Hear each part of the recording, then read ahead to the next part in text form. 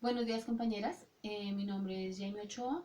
Soy estudiante de primer semestre de auxiliar de enfermería en la Escuela de Fundet Salud y debo hablar con ustedes sobre el tema de vectores y enfermedades que ellos transmiten. Este trabajo es presentado al profesor Hanner Vergara.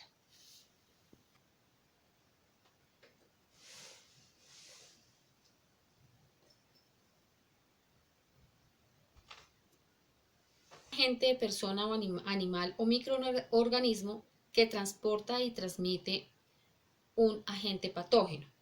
Ellos se estudian por ser causas de enfermedades, pero también de posibles curas. Hay varias clases de vectores. Está el vector epidemiológico. Es el transmisor de agentes infecciosos o patógenos que van desde el individuo afectado hasta uno que no esté afectado. Por ejemplo, los mosquitos de la familia Culicidos son transmisores de varios virus y protistas patógenos. La mayoría de estos vectores son insectos hematófagos, lo que traduce que es un transmisor, que su transmisión es por contacto directo hacia la circulación.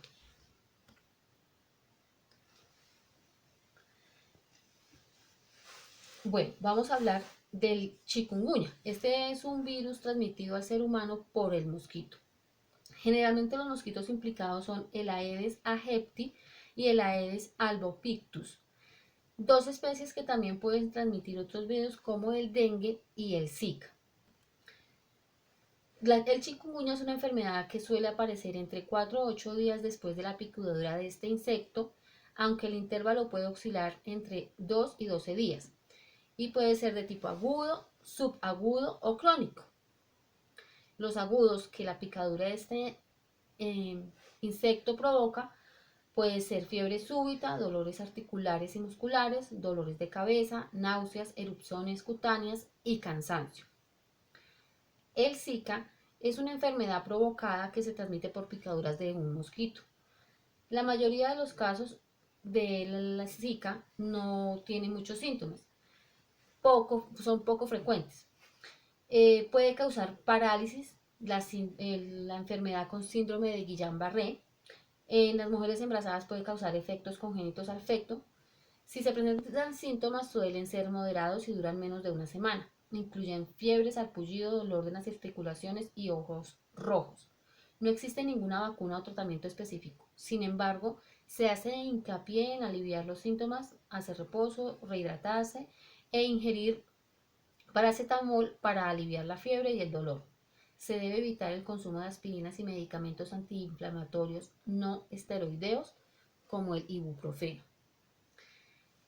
Cabe aclarar que una de las formas o de los mecanismos que ha servido más para evitar este tipo de enfermedades producidas por estos mosquitos es el no almacenamiento de agua en lugares airados. Los tanques hay que estarlos lavando, se debe hervir el agua. Son procesos que se deben hacer para evitar que los mosquitos lleguen ahí y puedan picarlo a uno. El dengue el dengue es una enfermedad transmitida por mosquitos que ocurre en zonas tropicales y subtropicales del mundo, o sea, en climas cálidos. El dengue leve puede ocasionar fiebre alta, erupción cutánea y dolor muscular y articular. Una forma grave del dengue es fiebre hemorrágica del dengue, que puede ocasionar sangrado intenso, descenso repentino de la presión arterial e incluso la muerte. Cuando dan estas enfermedades tiene uno que tomar mucha agua y bebidas calientes, hidratarse y pues evitar el contacto con demás personas para no contaminarlas. También hablaríamos del virus del Nilo occidental. Se mantiene la naturaleza mediante un ciclo de transmisión mosquito-ave-mosquito. Esta es una enfermedad que generalmente da en aves, pero también puede transmitirse por mosquitos hacia los humanos. Se considera que los vectores principales son los mosquitos del género Culex, en particular los Culex pipiens. Los síntomas de este virus son dolor abdominal, fiebre, dolor de cabeza y dolor de garganta, falta de apetito, dolores musculares, náuseas, vómitos y diarreas, sarpullidos e inflamación de los ganglios linfáticos. Los síntomas de afección grave, también llamada enfermedad neuroinvasora, como la encefalitis y meningitis del Nilo Occidental o poliomielitis del Nilo Occidental, son dolores de cabeza, fiebre elevada, rigidez en la nuca, estupor, desorientación, coma, temblores, convulsiones, debilidad muscular, parálisis. Se calcula aproximadamente una de cada 150 personas infectadas llegan a padecer una afección más grande. Estas son enfermedades que, como ya lo he dicho, deben cuidarse en el trato y manejo de las aguas para evitar este tipo de contagios. Hablaríamos de la fiebre amarilla, que también es transmitida por un vector. Es por la picadura del mosquito Aedes aegypti y otros mosquitos de los géneros Aedes haemococcus y Sabetes, que se encuentran generalmente a menos de 1300 metros sobre el nivel del mar, pero Aedes han sido hallados ocasionalmente a los 1200 metros sobre el nivel del mar en zonas tropicales. Estos son mosquitos que generalmente se encuentran en zonas tropicales, es decir, tierras cálidas, pero no quiere decir que no puedan llegar a climas fríos. La fiebre amarilla tiene 3 etapas. Una de ellas, la primera, es en los síntomas, es el dolor de cabeza, los dolores musculares, articulares, fiebre, sofoco, inapetencia, vómito e ictericia. Después de aproximadamente 3 a 4 días, a menudo los síntomas suelen desaparecer. En la etapa 2, que es la remisión, la fiebre y otros síntomas desaparecen. La mayoría de las personas se recuperan en esa segunda etapa, pero otras pueden empeorar en cuestión de 24 horas. Entonces, por eso es que hoy en día sí hay vacuna para la fiebre amarilla. La tercera etapa es la intoxicación. Se presentan problemas con muchos órganos, incluyendo el corazón, el hígado y el riñón. También se puede presentar trastornos hemorrágicos, convulsiones, coma y delirios. Son las cosas que puede presentar en las 3 etapas, los 3 síntomas que puede presentar en las 3 etapas. También hay fiebre, dolor de cabeza, dolores musculares, náuseas, vómitos. Posiblemente los vómitos puedan presentarse con sangre, los ojos rojos, piel y ojos amarillos, como ictericia. Hay disminución en la micción, o sea, orinar es más difícil. Delirios, latidos cardíacos irregulares, o sea, lo que se traduce a arritmias. Sangrados que pueden dejar de ser sangrados para convertirse en hemorragias, convulsiones, comas. Después hablaremos de la gripe aviar o influenza aviar. Son aves que por lo general se han infectado, pero esas aves también pueden transmitir a los humanos esa enfermedad, lo que quiere decir que también sería un vector. La forma de contagio más frecuente con este tipo es mediante el contacto con aves infectadas. También se puede presentar de personas a personas después de que una haya sido infectada por un ave. Los síntomas de esta enfermedad empiezan a manifestarse en el transcurso de 2 a 8 días después de haber tenido el contacto con el ave y se pueden parecer muchísimo a un resfriado común. El paciente puede tener tos, fiebre, dolor de garganta y de cabeza, dolores musculares y dificultad para respirar. Sí, son síntomas que son claramente muy parecidos a un resfriado, pero si uno es consciente de que las aves están enfermas y uno estuvo en contacto con ellas, debe ir a un médico.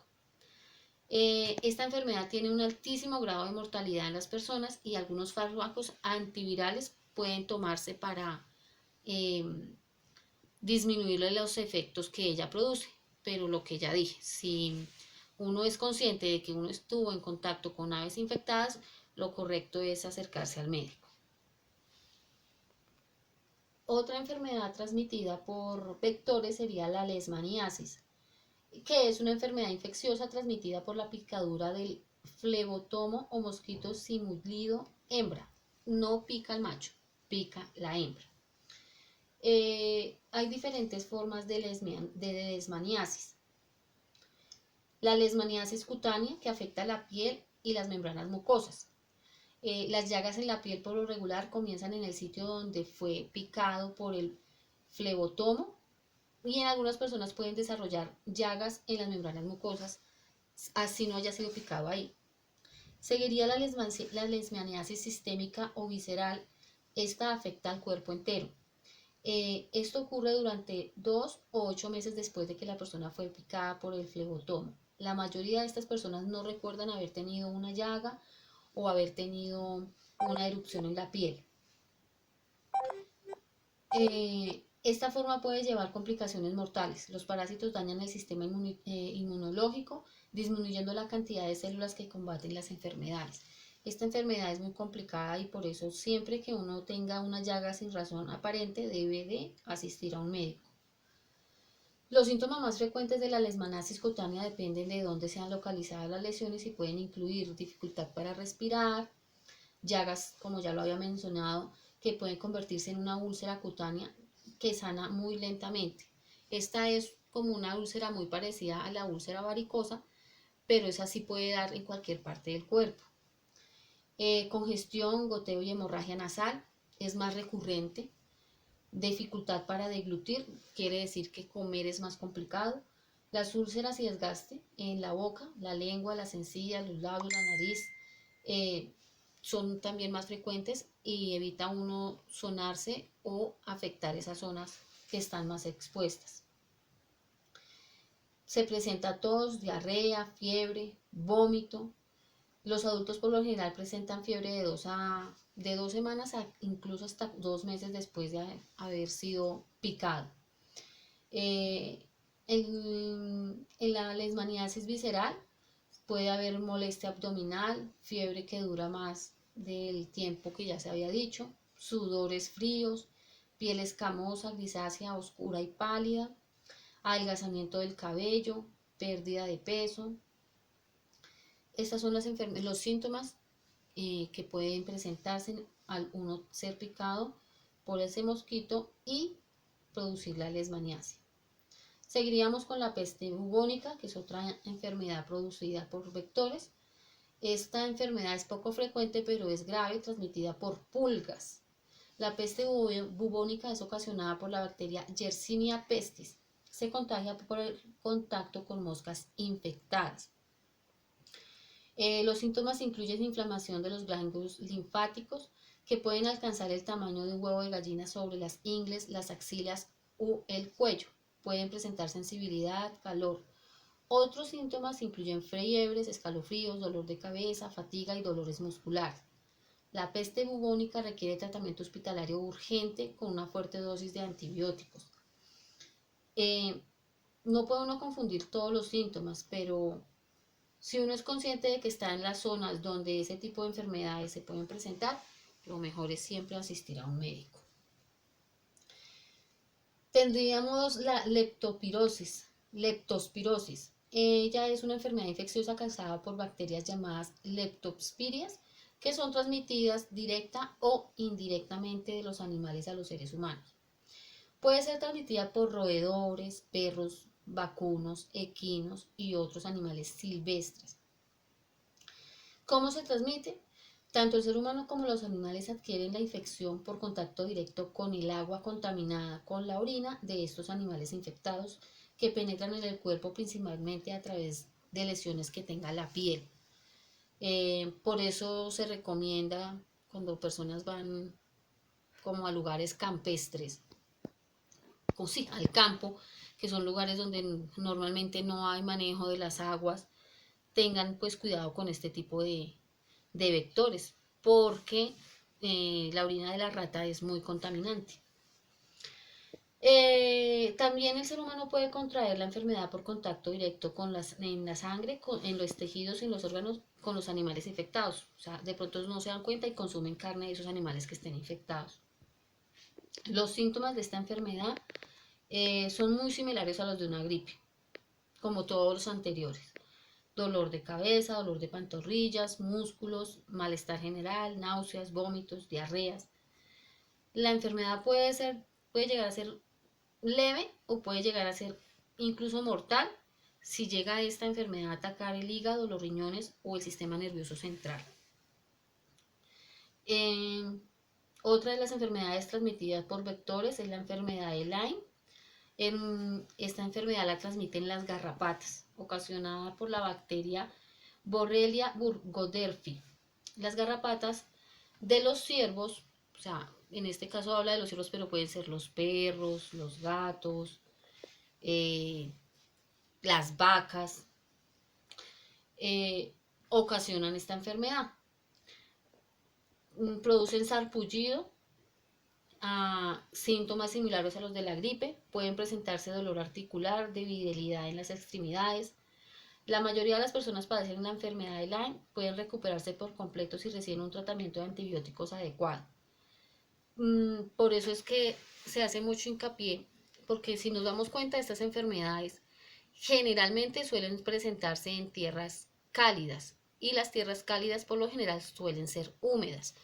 Entonces se recomienda el manejo de pesticidas, el manejo de eh, antimosquitos, los repelentes, cuando las personas que normalmente no viven en el campo los lleven en caso de visitas. Y para los que están allá, lograr identificar prontamente los síntomas que tienen y ser conscientes del lugar donde estuvieron manipulando a esos animales, y ser conscientes del riesgo que corren, ser muy claros en el momento de llegar al hospital y informar de manera clara qué es lo que pueden tener para que asimismo el tratamiento pueda ser más acertado.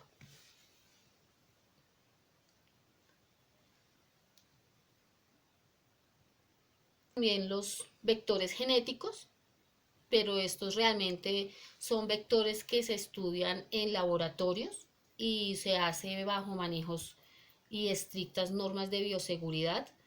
Eh, digamos que pues con tanta revolución que hay ahorita con el COVID-19, podríamos decir que si es una enfermedad creada, pudo haber sido un vector genético.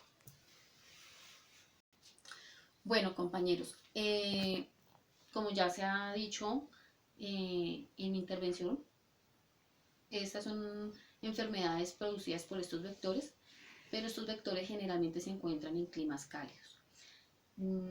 Les pido que tengan cuidado, tengan mucho cuidado con el manejo de las aguas y con el uso de los repelentes y los pesticidas, para que asimismo no lleguemos a sufrir este tipo de enfermedades.